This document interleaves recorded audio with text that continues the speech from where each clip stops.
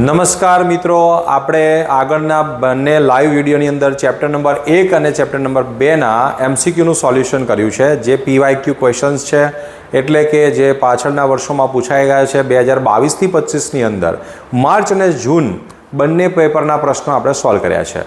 તો નેક્સ્ટ હવે આપણે સોલ્વ કરવા જઈ રહ્યા છે ચેપ્ટર નંબર 3ના એમસીક્યુ, જે પીવાયક્યુ ક્વેશ્ચન છે માર્ચ 2022થી 25 વચ્ચેના. તો જુઓ, સૌથી પહેલો એમસીક્યુ જુઓ કે એમાં લખેલું છે કે કઈ ભૌતિક રાશિનો એકમ મીટર સ્ક્વેર પ્રતિ વોલ્ટ પ્રતિ સેકન્ડ છે. બેટા, આ એમસીક્યુમાં આમ તો એમ લાગે કે ભાઈ આમાંથી કયું પસંદ કરવું એવો પ્રશ્ન લાગે. તો બેટા, ડ્રિફ્ટ વેગનો એકમ થઈ જાય મીટર પ્રતિ સેકન્ડ. વિદ્યુત ક્ષેત્રનો એકમ તમને ખબર છે ન્યૂટન પ્રતિ કુલમ અથવા વોલ્ટ પ્રતિ મીટર છે. તો અવરોધકતાનો એકમ થઈ જાય ઓમ ઇન્ટુ મીટર. તો બાકી એક જ જે ભૌતિક રાશિ છે જે અલગ છે, જેનો એકમ તમને યાદ હોવો જોઈએ. યાદ હોય તો ઠીક છે, સીધું લખી દેવાય, નહીંતર આ રીતે આપણે ધારણા કરીને લખી શકીએ. બહુ સરસ રીતે આપણે જવાબ આ રીતે આપી શકીએ. પછી છે બીજો પ્રશ્ન જુઓ કે ધાતુઓ માટે અવરોધકતાના તાપમાન ગુણાંક આલ્ફાનું મૂલ્ય કેવું હોય છે. તો ધાતુઓ માટે આપણે જાણીએ છીએ કે બેટા, તાપમાન વધે તેમ અવરોધકતા વધે છે. તો આપણે અવરોધકતાના સૂત્રમાં આલ્ફાનું જે સ્થાન છે એ પ્રમાણે જાણીએ છીએ કે જો એ ધન હોય તો જ વધારો થાય, માટે આલ્ફાનું મૂલ્ય અહીંયા ધન હશે. જો બેટા યાદ રાખજો, અને અર્ધવાહકો માટે કદાચ આ પ્રશ્ન પૂછ્યો હોય છે તો તમારે જવાબ ઋણ લખવાનો થશે, પરંતુ અહીંયા આપણી પાસે નામ આપ્યું છે ધાતુઓ માટે, તો ધાતુઓ માટે જવાબ અહીંયા ધન આવશે. અવરોધકતા અહીંયા વાત કરી છે કે તાપમાનના ગુણાંકનું મૂલ્ય અર્ધવાહક માટે કીધું હોય, તો ફરીવાર યાદ કરાવી દઉં કે ઋણ જવાબ ક્યારે આવે, જો અર્ધવાહકો કહ્યું હોય તો. બરાબર, ચલો આગળ ત્રીજા નંબરના પ્રશ્નમાં જઈએ કે એક અસમાન આડછેદનું ક્ષેત્રફળ ધરાવતા ધાતુના સુવાહકમાં સ્થાયી વિદ્યુત પ્રવાહ વહે છે. નીચેનામાંથી કઈ ભૌતિક રાશિ વાહક માટે અચળ છે. બેટા, યાદ રાખો કે અસમાન આડછેદનું ક્ષેત્રફળ હોય, તારનો આડછેદ ભલે ગમે તેટલો અસમાન હોય બેટા, પરંતુ પ્રવાહ સમાન વહે એની અંદરથી. ખાસ ધ્યાન રાખીશું, પ્રવાહ સમાન વહે. બેટા, ડ્રિફ્ટ ઝડપમાં પણ ક્ષેત્રફળનું સ્થાન આવે છે, પ્રવાહ ઘનતાના સૂત્રમાં પણ ક્ષેત્રફળ આવે છે. તો વિદ્યુત ક્ષેત્ર પણ એના ઉપર આધાર રાખશે. તો ખાલી પ્રવાહ જે છે એ એક એવી રાશિ છે જેને આડછેદ સાથે કોઈ લેવા દેવા નથી. પાતળો તાર હોય કે જાડો તાર, બંનેમાંથી સમાન પ્રવાહ વહેશે. વિદ્યુત ભાર સંરક્ષણના નિયમને આધીન આપણે આવું કહી શકીએ. બરાબર, ચલો પછી આર જેટલું સમાન મૂલ્ય ધરાવતા એન અવરોધોના જોડાણનો મહત્તમ સમતુલ્ય અવરોધ અને ન્યૂનતમ સમતુલ્ય અવરોધનો ગુણોત્તર શું હશે. અહીંયા જોજો હો, ઘણી વખત ગુણાકાર શબ્દ વાપર્યો હોય, ઘણી વખત ગુણોત્તર શબ્દ વાપર્યો હોય. તો ગુણોત્તર કીધો છે સમતુલ્ય મહત્તમ અવરોધ માટે બેટા એન ઇન્ટુ આર લખાય, લઘુત્તમ અવરોધ માટે બેટા આર અપોન એન લખાય. જો ગુણોત્તર લઈએ તો આર ઉડી જશે અને એન સ્ક્વેર જવાબ બનશે. શું આવશે જવાબ? N square. જો લઘુત્તમ ભાગ્યા મહત્તમ કીધું હોય તો 1 અપોન એન સ્ક્વેર થઈ જશે. ખાસ કાળજી રાખજો, લઘુત્તમ અને મહત્તમનો ગુણોત્તર કીધો હોય તો 1 અપોન એન સ્ક્વેર, મહત્તમ ને લઘુત્તમનો ગુણોત્તર કીધો છે એટલે એન સ્ક્વેર જવાબ આવી રહ્યો છે.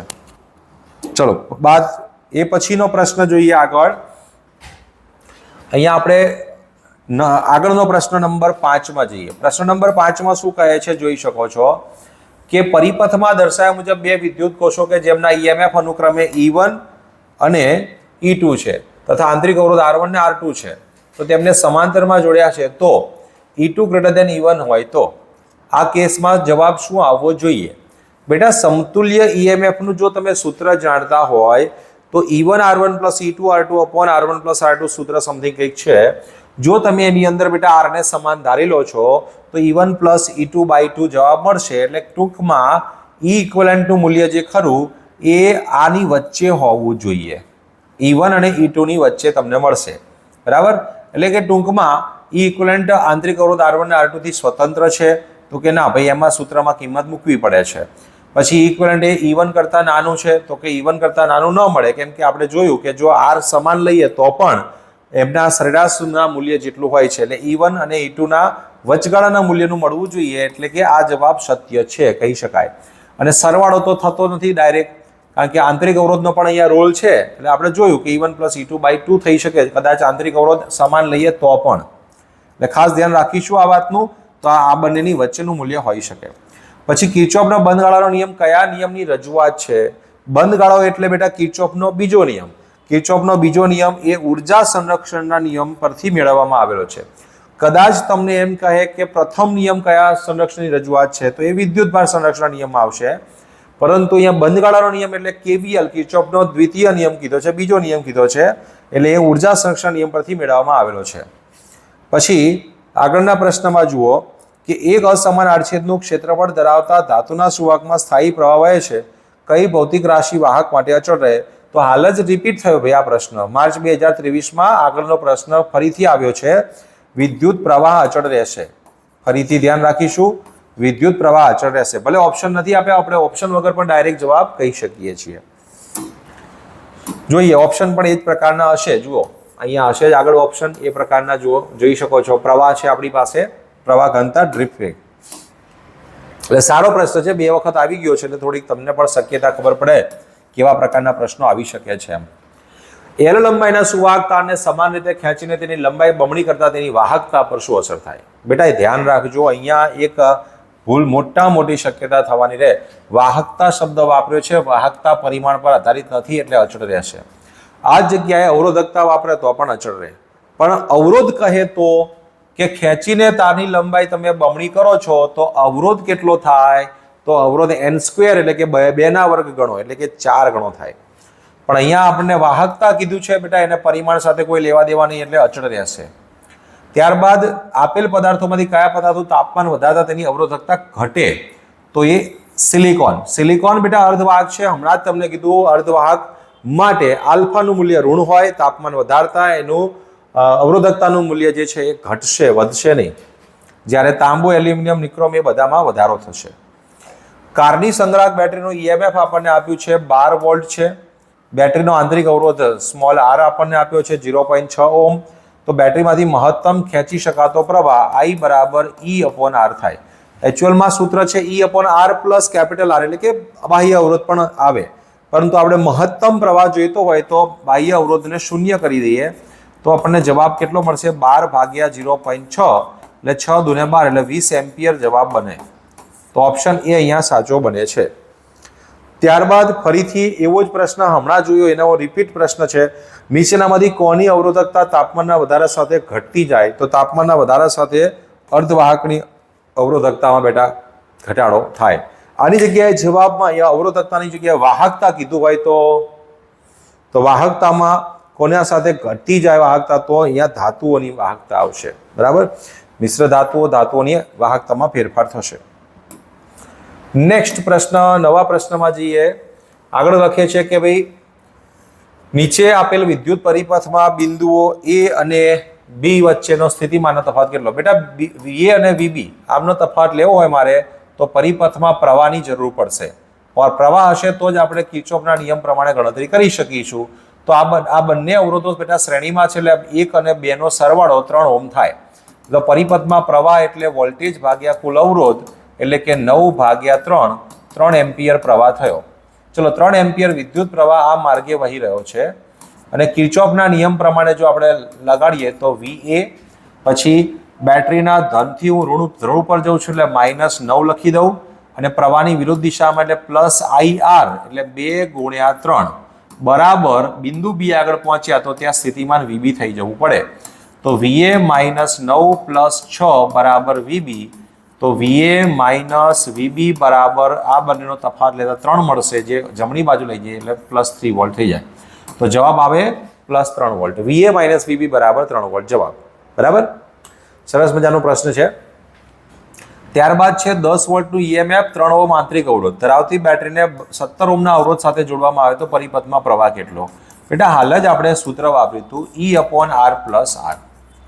તો આ સૂત્રમાં કિંમત મૂકીશું. 10 વોલ્ટનું EMF છે, 3 ઓહ્મ આંતરિક અવરોધ ને બાહ્ય અવરોધ 17 એટલે 10 ભાગ્યા 20 એટલે 1 ભાગ્યા 5 એટલે સોરી 1 ભાગ્યા 2 એટલે 0.5 ટૂંકમાં. તો 0.5 એમ્પિયર આપણને જવાબ મળી રહ્યો છે. તો 0.5 એમ્પિયર આપણો જવાબ C સાચો છે અહીંયા આગળ. ઓકે, ચલો ત્યારબાદ 14મા નંબરનો પ્રશ્ન. એક તારને ખેંચીને તેની લંબાઈ 100% વધારો કરતા તેના અવરોધમાં થતો વધારો. બેટા અહીંયા શબ્દ શું વાપર્યો? ખેંચીને, એટલે કદ અચળ રહે. જ્યારે કદ અચળ રહે તો R ચલે છે શું આવશે? L² આવશે. કેમ કે કદ આપણે લાવવા માટે ઉપર લંબાઈ ગુણી હતી, બરાબર. એટલે ખાસ ધ્યાન રાખીશું 100% વધારો કરવો એટલે નવી લંબાઈ એલ ડેશ જે છે એ પહેલાં કરતાં બમણી થાય. બેટા જેટલા ગણી લંબાઈ થાય એનો વર્ગ કરો એટલા ગણો અવરોધ થઈ જાય. તો આર બરાબર એન સ્ક્વેર ઇન્ટુ આર એટલે કે આર ડેશ બરાબર એન સ્ક્વેર આર એટલે 4r તમને મળે. તો નવો અવરોધ આટલો થયો. હવે પ્રતિશત ફેરફાર કે એટલે આપણને ખ્યાલ છે. ચલો અહીંથી આપણે જોઈ લઈએ એક શોર્ટકટ સૂત્ર. જેટલા ગણી લંબાઈ થાય એનો વર્ગ કરવાનો -1 ગુણ્યા 100 કરવાના. કેટલા ગણી લંબાઈ થઈ બેટા? 2 ગણી. તો 2 નો વર્ગ એટલે 4. 4 ઓછા 1 ગુણ્યા 3. 4 ઓછા 1 એટલે 3. 3 ગુણ્યા 100 એટલે 300% જવાબ આવે. તો 300%નો વધારો થાય. ફરી કહું છું, ખેંચીને લંબાઈ જેટલા ગણી થતી હોય એ નક્કી કરો કેટલા ગણી થાય. 100% વધારો એટલે બમણી થઈ લંબાઈ. તો 2 નો વર્ગ કરવાનો ઓછા 1 ગુણ્યા 100 કરી દેવાના એટલે 300% જવાબ. શોર્ટકટ સૂત્ર, સરસ મજાનું. એ પછી આપણે આગળ વધતા વાત કરીએ 14મા નંબરના પ્રશ્ન બાદ. ઓકે, ચલો હવે ચોથું ચેપ્ટર આવે છે, પણ એ પહેલાં આપણે જૂનના બે પેપરના પ્રશ્નો પણ સાથે સાથે અહીંયા લેવા છે. તો જૂનના પ્રશ્નો જોઈ લઈએ. જૂન 2025 અને 2024માં પૂછાયેલા હોય એ પ્રકારના પ્રશ્નો ઉપર નજર કરી લઈએ. ચલો ધ્યાન રાખજો, પ્રશ્ન આવી રહ્યો છે અહીંયા આગળ ચેપ્ટર નંબર 3માંથી આ રહ્યો એ. તો 11મા નંબરના પ્રશ્નમાં નજર કરો. શું લખ્યું છે કે બિંદુ સી, બી અને એ આપેલા છે. નીચે આપેલ પરિપથ માટે શું કહે છે? વી અને વીસી તફાવત લેવાનો છે. તો મેં હમણાં જ તમને કહ્યું એ અનુસાર બેટા 3 એમ્પિયર પ્રવાહ વહી રહ્યો છે. કિર્ચોફનો નિયમ વાપરીશું. ચલો બિંદુ એ થી શરૂઆત કરું તો બિંદુ એ આગળનું સ્થિતિમાન મારે વીએ લખવાનું. પ્રવાહની દિશામાં જવું તો 4 ગુણ્યા 3 માઇનસ લખવાના છે. પછી ઋણથી ધન ધ્રુવ પર જઉં છું, ધન પર જવું એટલે +5 લખીશું. પછી બિંદુ બી આગળ પહોંચ્યો પણ તેનું કામ નથી. આપણે ધનથી ઋણ પર જવું એટલે બેટરીના -3 લખવાનું રહેશે. પછી પ્રવાહની દિશામાં આગળ વધી રહ્યો છું તો -10 ગુણ્યા 3 બરાબર આર ઇન્ટુ આઈ. પછી બિંદુ સી આગળ પહોંચ્યું એટલે સ્થિતિમાન શું થઈ જાય? વીસી થઈ જાય. બેટા વીએ -12 + 5 -3 ઓછા 30 આટલું આવશે. હવે ગણતરી કરીએ તો કેટલા મળી રહ્યા છે આપણને? 30 ને 3 33 થઈ ગયા. -33માંથી આપણે 5 ઓછા કરી નાખીએ એટલે 28 રહેશે. -28 અને -12 તો -28 આપણી પાસે બની રહ્યા છે અને માઇનસ બીજા 12 વધશે. ઓકે, ચલો જોઈ લઈએ, એક વખત વેરીફાઈ કરી લઈએ કે પ્રવાહની દિશામાં છે એટલે વી એ. પછી ઓકે જોઈ લઈએ, પહેલાં સરવાળો કરી દઈએ. -40નો જવાબ આવી રહ્યો છે. તો વીએ -40 બરાબર વીસી રહેશે. તો વીસી માઇનસ વીએ બરાબર 40 જવાબ આવશે. વીએ માઇનસ વીસી છે ને? ઓકે સોરી, વીએ માઇનસ વીસી બરાબર +40 જવાબ આવે છે. તો વીએ માઇનસ વીસી 40 એટલે કે સી જવાબ સાચો છે. બરાબર. ચલો આગળ વધતા વાત કરીએ નવા પ્રશ્નમાં. તો 15 મીટરની લંબાઈ અને 6 ગુણ્યા 10⁻7 મીટર વર્ગ જેટલું નિયમિત ક્ષેત્રફળ ધરાવતા તારમાંથી અવગણી શકાય તેટલો ઓછો પ્રવાહ પસાર થાય છે, કરવામાં આવે છે, ત્યારે તેનો અવરોધ 5 ઓહ્મ છે. તારના આ તાપમાને દ્રવ્યની અવરોધકતા. બેટા આર બરાબર ρl ભાગ્યા એ સ્વાધ્યાયનો જ દાખલો છે, એમાંથી જ પ્રશ્ન પૂછવામાં આવ્યો છે. તો આર ઇન્ટુ એ ભાગ્યા એલ સૂત્રનો કરતા બનાવો અવરોધકતાને. ચલો તો આપણી પાસે અવરોધ છે 5, ક્ષેત્રફળ કેટલું આપ્યું? 6 ગુણ્યા 10⁻7 અને ભાગ્યા 15. 5 તરી 15 એટલે 2 ગુણ્યા 10⁻7 જવાબ આવે છે ઓહ્મ ઇન્ટુ મીટર.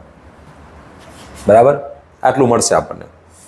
ચલો ત્યારબાદ આપણી પાસે બીજો પ્રશ્ન છે જેમાં E1 આટલા વોલ્ટેજ, E2 આટલા વોલ્ટ ને E3 આટલા વોલ્ટ છે. તો એમના આંતરિક અવરોધો કંઈક આ પ્રકારના આપેલા છે, જેમનો આટલા વિદ્યુત કોષોને 3 વિદ્યુત કોષોને સમાંતરમાં જોડવામાં આવે તો E equivalent upon R equivalent કેટલા થાય? બેટા અહીંયા સૂત્ર શું બનશે તમારી પાસે? E ઇક્વિવેલન્ટ ભાગ્યા R ઇક્વિવેલન્ટ કરવા હોય તો પહેલા E ઇક્વિવેલન્ટ એટલે મારી પાસે અહીંયા સૂત્ર બને E1/R1 plus E2/R2 plus E3/R3 અને છેદમાં 1/R1 plus 1/R2 plus 1/R3 આવું થશે. હવે આ ઇક્વિવેલન્ટ થઈ ગયા અને R ઇક્વિવેલન્ટ આપણી પાસે કેટલા બને? R ઇક્વિવેલન્ટ બનશે મારી પાસે 1/R equivalent is equal to 1/R1 plus 1/R2 plus 1/r3. બેટા સમાંતર જોડાણ હોય તો આ સૂત્ર યાદ રાખો. હવે આ બંનેનો ગુણાકાર લઈએ, ઈ ઇક્વિવેલન્ટ અપોન આર ઇક્વિવેલન્ટ, એટલે મૂળ તો આ બંનેનો ગુણાકાર થયો ને. એટલે જુઓ આ પદ અહીંયા ગુણાકારમાં છેદમાં અહીંયા જે આવી રહ્યું છે એ કેન્સલ થઈ જશે. એટલે આપણી પાસે E1/r1 plus E2/r2 plus E3/r3 અને છેદમાં 1/r1 plus 1/r2 plus 1/r3 અને ગુણ્યા જો 1/r ઇક્વિવેલન્ટ આખું છેદ ગુણાકારમાં છે એટલે આની સાથે મૂકશો અહીંયા 1/r1 પ્લસ 1/r2 વાળું, એટલે આ પદ આખું ઉડી જશે. તો આપણી પાસે વધે છે E1/r1 plus E2/r2 plus E3/r3. એટલે તમને જો ડાયરેક્ટ યાદ રહેતું હોય તો કોઈ પ્રશ્ન જ નથી, આ રીતે યાદ રાખી શકો તમે. હવે કિંમતો મૂકીએ, ચલો 1.2 ભાગ્યા 0.1 વત્તા 1.4 ભાગ્યા 0.2 અને 1.5 ભાગ્યા 0.3. તો અહીંયા આપણને 12 મળશે, અહીંયા 7 મળશે, 7 દુ 14 થઈ જશે ને, અહીંયા 5 તરી 15 એટલે 5 મળશે. તો અહીંયા કેટલા વધ્યા? 7 ને 5 12 દુ 24 વોલ્ટ. જવાબ આવે 24 વોલ્ટ પ્રતિ ઓમ. ઓકે, તો આ આપણો જવાબ થઈ ગયો 24. નેક્સ્ટ, હવે 14મા નંબરના પ્રશ્નમાં જુઓ કે P જેટલો પાવર ધરાવતા ઉપકરણને પાવર સ્ટેશનથી જોડતા તારનો વોલ્ટેજ V અને નિયત અવરોધ RC છે. તો પ્રસારણમાં વ્યય પામતી ઉર્જા કેટલી? પ્રસારણમાં વ્યય પામતી ઉર્જા શોધવી છે મિત્રો. કેવી રીતે શોધી શકાય? ચલો, મારી પાસે આ તાર છે જેનો અવરોધ RC છે, એમાંથી I પ્રવાહ વહી રહ્યો છે. તો પાવરનું ઓરિજિનલ સૂત્ર છે P બરાબર V ઇન્ટુ I અને I બરાબર થઈ જાય P ભાગ્યા V. બેટા આપણે પાવર સાથે કોમ્પ્રોમાઇઝ નથી કરવાનું, પાવરની જે જરૂર છે તો જોઈએ જ. તો વ્યય થતો પાવર PC બરાબર લખી શકાય I² ઇન્ટુ RC. તો આ પાવર જે છે એ તો રહેવાનો જ છે, એને રાખો એટલે P² upon V² into RC જવાબ આવે. બરાબર, આ પાવર એટલે આપણે સપ્લાય કરીએ છીએ પાવર, એ પાવરમાં કોઈ ફેરફાર આપણે નથી કરવાનો. તો વ્યય કેટલો થઈ રહ્યો છે? આટલો થઈ રહ્યો છે. આઈના સ્થાને આ કિંમત મૂકી દો એટલે આ જવાબ બનશે. તો P² into RC upon V², option B right answer છે. ચલો, ત્યારબાદ આપણે બીજા પેપરમાં જોઈએ. અહીંથી ચોથા ચેપ્ટરના પ્રશ્નો શરૂ થઈ રહ્યા છે, એટલે કોઈ બીજા પેપરમાં આપણા માર્ચના જે બાકી હોય એ અહીંયા પૂરા કરીએ. ચલો, ઓકે, પતી ગયા. હા, તો જૂનના પ્રશ્નપત્રમાં આપણે પૂછાયેલા પ્રશ્નોની વાત કરતા હતા. હજુ એક પ્રશ્નપત્રમાં બાકી છે, એ આ છે, જુઓ. એ આટલેથી શરૂઆત કરી રહ્યા છીએ. L લંબાઈને એ આડછેદનું ક્ષેત્રફળ ધરાવતા વાહક તારનો અવરોધ બેટા કેટલો છે? R. હવે એને તારને સમાન રીતે ખેંચીને તેની લંબાઈ બમણી કરતા મળતો તારનો નવો અવરોધ કેટલો? શું કીધું છે? ખેંચીને લંબાઈ બમણી કરી. તો હમણાં જ મેં તમને સમજાવ્યું હતું બેટા કે લંબાઈ n ગણી કરવામાં આવે તો લંબાઈ n ગણી કરવામાં આવે ખેંચીને, ભૂલ ના થાય, ખેંચીને, તો જ આ જવાબ આવે. R ચલે છે L² અનુસાર, તો R ડેશ ચલે છે L². તો અહીંયા n બરાબર કેટલા થઈ જશે? બમણી કરશો એટલે 4 જવાબ આવશે. તો R ડેશ બરાબર 4R જવાબ બનશે તમારો. n ગણી એટલે બમણી કરી, તો અહીંયા 2 મૂકો, 2 નો વર્ગ કરી નાખો એટલે 4 જવાબ. તો R ડેશ બરાબર n² R સૂત્ર યાદ કરી દો. ચલો, n ગણી કરે તો 2 નો વર્ગ, n નો વર્ગ એટલે અહીંયા 2 ગણી તો 2 નો વર્ગ 4, તો જવાબ 4 આવી જશે. ભૂલ ના થાય, કાળજી રાખજો. ખેંચીને લંબાઈ બમણી કરવાની છે. જો શબ્દ ખેંચીને ના વાપર્યો હોય તો R ચલે છે L મુજબ ખાલી બમણો અવરોધ થાય, પણ ખેંચીને કહ્યું છે એટલે કદ અચળ રાખવા માટે આપણે R ચલે છે L² લખી શકીએ. નેક્સ્ટ છે તાપમાન વધારતા અર્ધવાહક અને સુવાહક દ્રવ્યોની અવરોધકતાના ગુણોત્તરનું મૂલ્ય કેટલું થાય? બેટા તાપમાન વધારતા અર્ધવાહક માટે અવરોધકતા ρ ઘટે અને સુવાહક માટે અવરોધકતા ρ વધે. વધારવાની વાત કરી છે ને, તો ρ ભાગ્યા ρ એટલે આ કોના માટે? અર્ધવાહક માટે, અને આ વાહક માટે કીધું છે. તો બેટા એક ઘટે છે ને આ વધે છે, તો ગુણોત્તર કેવો આવે? ઘટે. ગુણોત્તર ઘટે આવશે. ફરીથી કહું છું, અર્ધવાહકની અવરોધકતા તાપમાન સાથે ઘટશે અને સુવાહક દ્રવ્યોની અવરોધકતા તાપમાન સાથે વધશે, એટલે અંશમાં ઘટે, નીચે વધે, એટલે ગુણોત્તરમાં જવાબ આવશે ઘટે. ત્યાર પછી કયું સૂત્ર ડ્રિફ્ટ વેગ દર્શાવતું નથી? તો ડ્રિફ્ટ વેગનું સૂત્ર શું આવવું જોઈએ? તમે બધા સારી રીતે જાણો છો. એક તો પ્રથમ સૂત્ર મ્યુ બરાબર VD અપોન E, એકમ વિદ્યુત ક્ષેત્રથી ડ્રિફ્ટ વેગ. VD બરાબર I અપોન NEA, આ આપણે ડ્રિફ્ટ વેગનું સૂત્ર આ પણ જાણીએ છીએ. તો ઈ ટાઉ આપણને એમ પણ એ પણ ખબર છે એટલે આ સૂત્ર ખોટું છે આપણું. એટલે જવાબ આ રહ્યો આવશે. કયું સૂત્ર નથી? તો આ સૂત્ર નથી. બરાબર. ચાલો પછી નેક્સ્ટ આવે છે, આપેલ પરિપથમાં 5 ઓહ્મ અવરોધમાંથી વહેતો પ્રવાહ કેટલો? બેટા 5 ઓહ્મ અવરોધમાંથી વહેતો પ્રવાહ શોધવો હોય તો પહેલા આ જુઓ કે આપેલ વિસ્ટર્ન બ્રિજ કેવી પરિસ્થિતિમાં છે. વિસ્ટર્ન બ્રિજ શું એની સંતુલન સ્થિતિમાં છે? તો પછી પ્રવાહ જાય જ નહીં, રાઈટ? તો આ બેનો ગુણોત્તર લઈએ તો 2/6 બરાબર 1/3. આ બેનો ગુણોત્તર લો 4/12 બરાબર 1/3. બંને સરખા થયા, મતલબ આ બંનેના સ્થિતિમાન સમાન થાય એટલે અહીંથી કોઈ પ્રવાહ જતો નથી. જવાબ શું આવશે? 0. આટલો સરસ મજાનો સરળ પ્રશ્ન છે. પણ બેલેન્સ કન્ડિશન ખબર પડવી જોઈએ કે ભાઈ સંતુલન સ્થિતિ છે વિસ્ટર્ન બ્રિજની, એટલા માટે વચ્ચેની શાખામાંથી પ્રવાહ જશે નહીં. ચલો પછી પ્રવાહને લંબરૂપે એકમ ક્ષેત્રફળ દીઠ પ્રવાહને શું કહેવાય? વિદ્યુત પ્રવાહની દિશાને લંબરૂપે, ચલો પ્રવાહની દિશાને લંબરૂપે એકમ ક્ષેત્રફળ દીઠ પ્રવાહને પ્રવાહ ઘનતા કહેવાય. આ વ્યાખ્યા છે, સામાન્ય વ્યાખ્યા છે.